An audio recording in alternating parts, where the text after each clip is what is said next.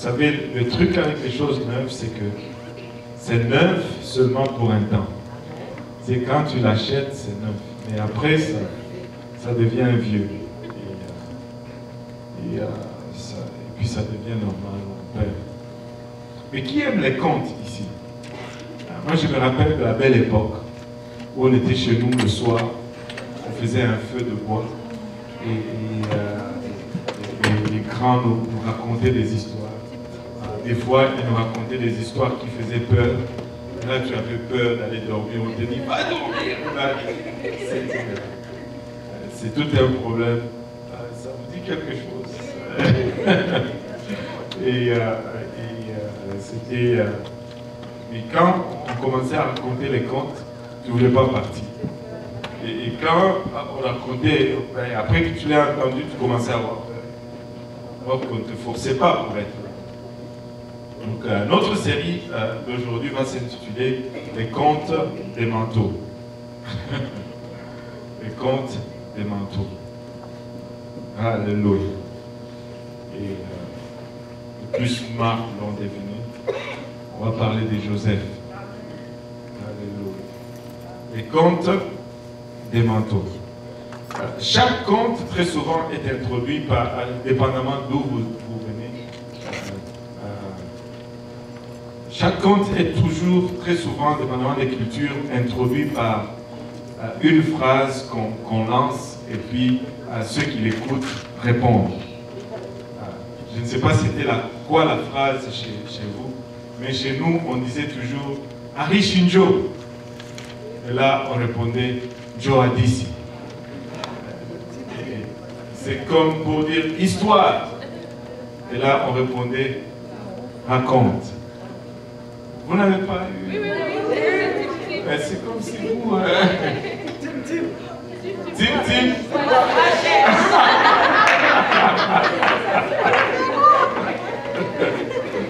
On ne disait pas comment ça.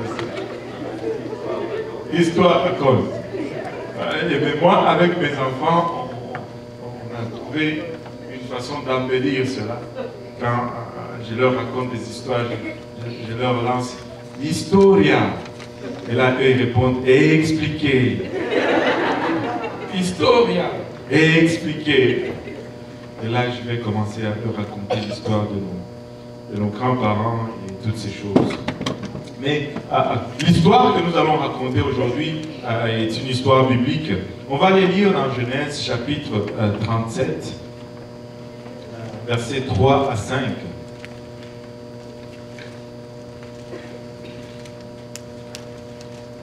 Genèse 37, 3 à 5.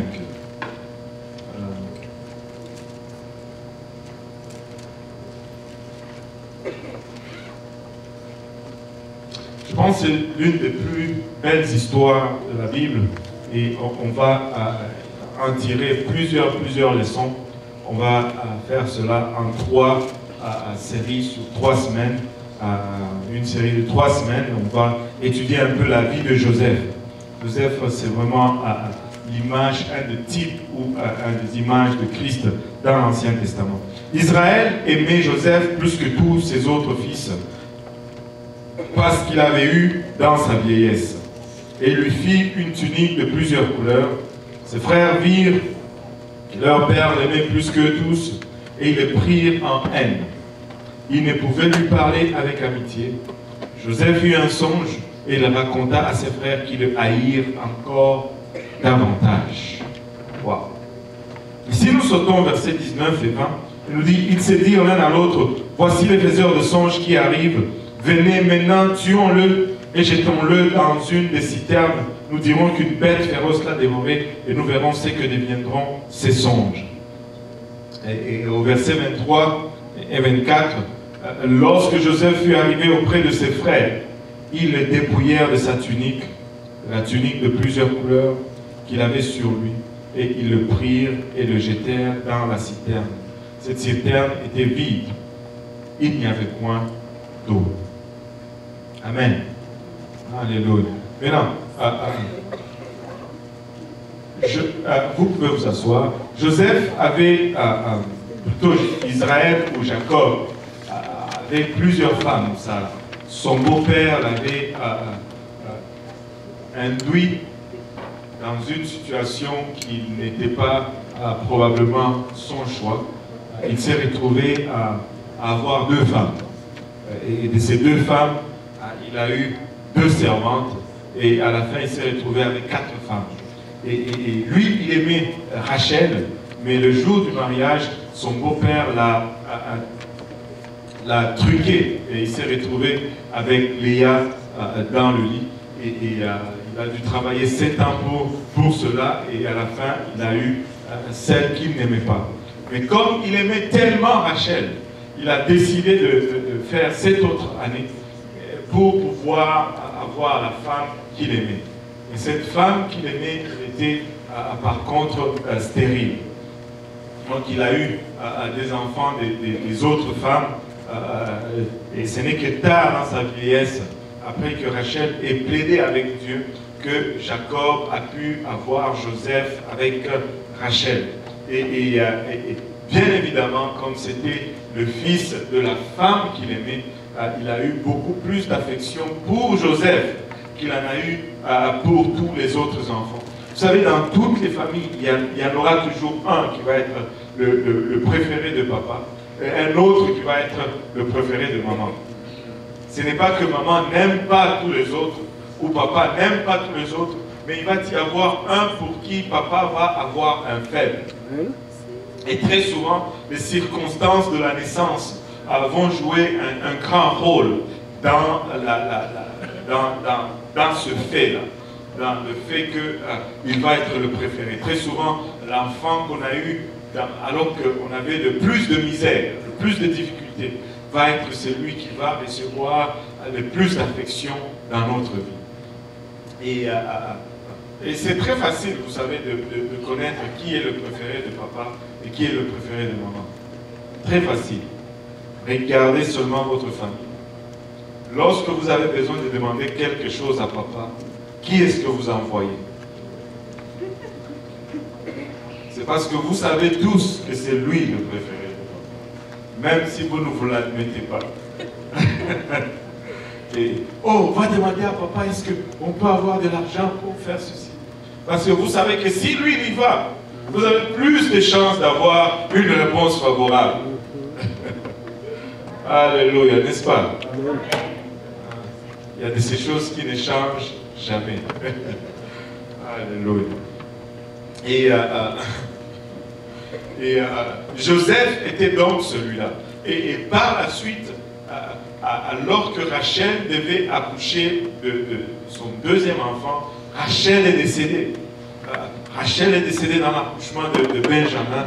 Et vous savez, quand le mari ou le papa perd sa femme, tout l'amour qu'il avait pour sa femme se transforme en fait en affection sur les enfants de cette femme. Et ces enfants sont devenus encore des préférés suite à la perte de leur maman. Et donc, Jacob aimait vraiment Joseph. Joseph, c'était son favori. Joseph n'avait rien fait de mal. Joseph n'avait pas demandé cette situation. Mais Joseph est tout simplement né dans cette situation. Même s'il n'avait rien fait de mal, néanmoins, ça n'a pas empêché que ses frères le haïssent. Ce frère l'ont haï parce que son père l'aimait. Peut-être c'est pour équilibrer, je ne sais pas. Parce que son père l'aimait, ses frères l'ont haï.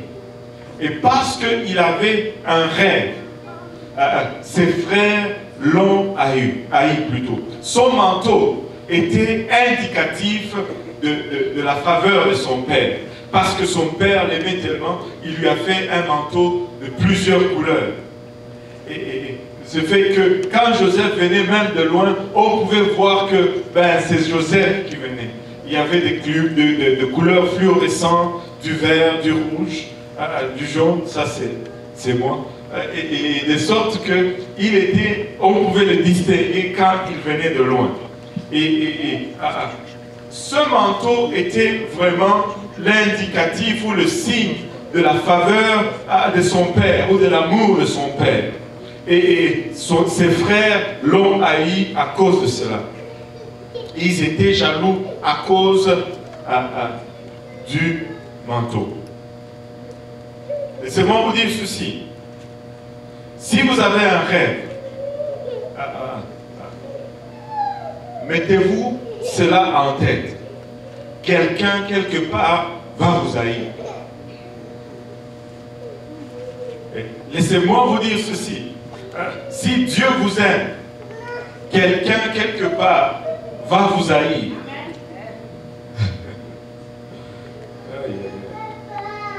Si Dieu vous bénit, quelqu'un va vous haïr. Si vous avez un rêve, quelqu'un va vous haïr. Là, vous me dites, ah non, moi je ne veux plus avoir de rêve. Non, non, non. Si quelqu'un vous bénit, si Dieu vous bénit plutôt, quelqu'un va vous haïr. Là, vous ne me dites pas, non, je ne veux pas être béni. Et que cela soit établi dans votre esprit, que quelqu'un, quelque part, va avoir un problème avec cela. Ça va déranger quelqu'un, ça va perturber quelqu'un. Les frères de Joseph ont comploté pour enlever sa bénédiction et son rêve.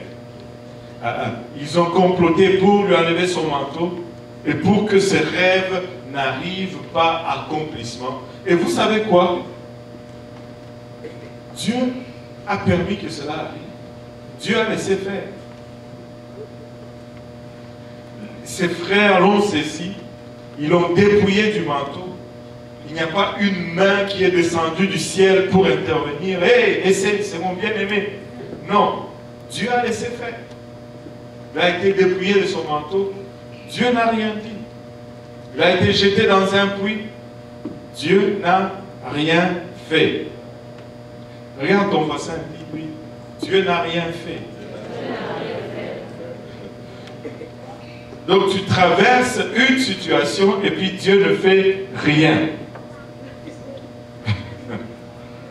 Alléluia. C'est facile quand nous le lisons dans la Bible. Parce que nous savons la fin de l'histoire de Joseph. Mais quand Joseph était dans ce puits, il ne savait pas, lui, qu'il y avait un chapitre 36, 38 qui venait, ou 39. Il n'avait aucune idée du chapitre 42. Il n'avait aucune idée du chapitre 49. Lui, il voyait seulement le puits et la nudité dans laquelle il s'est retrouvé. Et Dieu n'a rien fait. La Bible nous garantit que nous aussi, nous allons avoir toutes sortes de problèmes sur cette terre. Elle nous garantit cela, la Bible. Vous savez, croyez-vous dans le plan du salut dans la Bible? Mais cette même Bible qui nous dit, répentez-vous et que chacun de vous soit baptisé au nom de Jésus-Christ pour le pardon de vos péchés, et vous recevrez le don du Saint-Esprit, et cela va vous amener à l'éternité, et vous croyez cela avec force, vous êtes content, vous vous réjouissez pour. Cette même Bible nous dit aussi dans le livre de Jean 16, 33, je vous ai dit ces choses afin que vous ayez la paix en moi. Vous aurez des tribulations dans le monde. Vous aurez des tribulations dans le monde. C'est aussi vrai que Acte 2, 38. Mais il dit, mais prenez courage. Je ne sais pas si vous avez remarqué, la Bible, je n'ai jamais vu quelque part dans la Bible où il nous dit, je vous donne le courage. Il dit toujours, prenez courage. Fortifiez-vous. C'est quelque chose sur laquelle toi-même tu dois te décider.